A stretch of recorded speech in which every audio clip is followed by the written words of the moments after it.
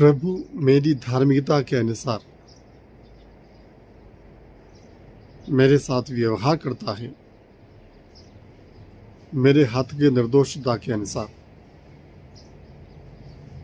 मैं प्रभु के मार्ग पर चलता रहा और मैंने कभी प्रभु के साथ विश्वासघात नहीं किया।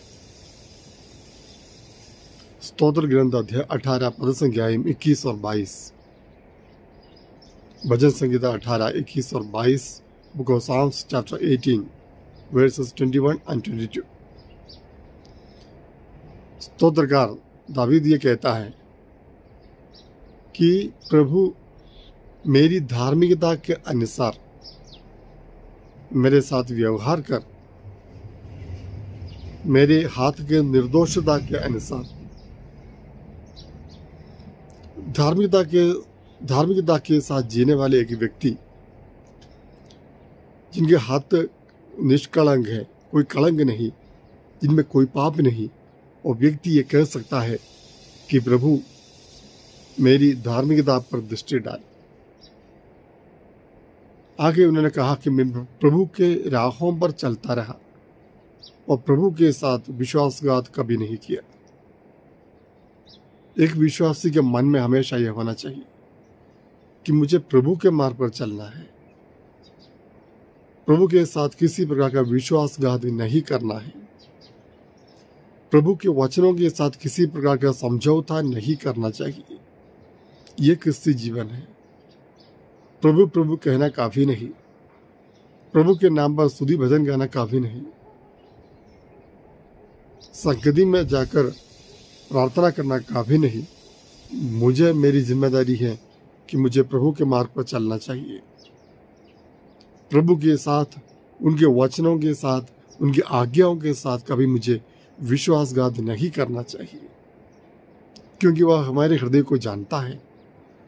प्रभु को, परमेश्वर को कोई भी व्यक्ति धोखा नहीं दे सकते हैं। तो किसी प्रकार का विश्वासघात मेरे मन में मैंने किया, मेरे जीवन में किया, वो सब प्रभु जानता है। प्रभु के प्रेम के विरुद्ध है, ईश्वर की दया के विरुद्ध है। परमेश्वर ने मेरे जीवन पर जो कृपाएं बरसाई है उसको मैं ठुकराता हूं जब मैं ईश्वर के विरुद्ध चलता हूं। प्रभु के मार्ग पर चलना प्यारे भाई और बहनों हमारे लिए बहुत जरूरी है। निर्दोष जीवन बिताना, ईश्वर की दृष्टि में निर्दोष होना, यह महत्वपूर्ण है।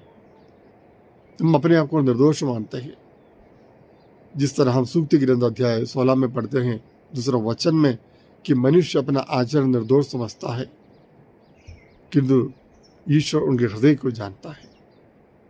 इसलिए जरूरी है कि हम ईश्वर की दृष्टि में निष्कलंक बने, पवित्र बने। प्रभु की दृष्टि में निष्कलंक बनना हो तो प्रभु के मार्ग पर हमें चलना चाहिए, यीशु के मार्ग पर हमें चलना चाहिए।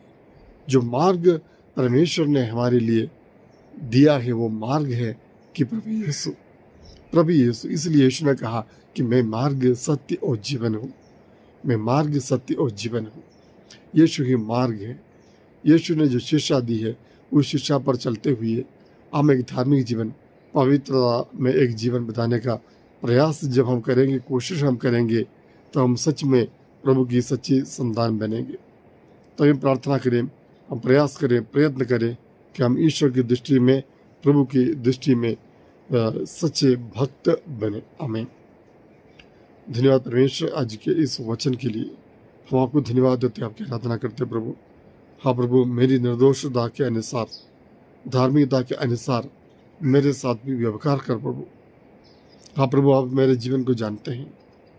मैंने आपका मार्ग पर चलने का प्रयास किया, कभी कभी मार्ग भटक जाता हूँ। माफ़ कर दीजिए प्रभु, माफ़ कर दीजिए प्रभु। किसी भी प्रकार का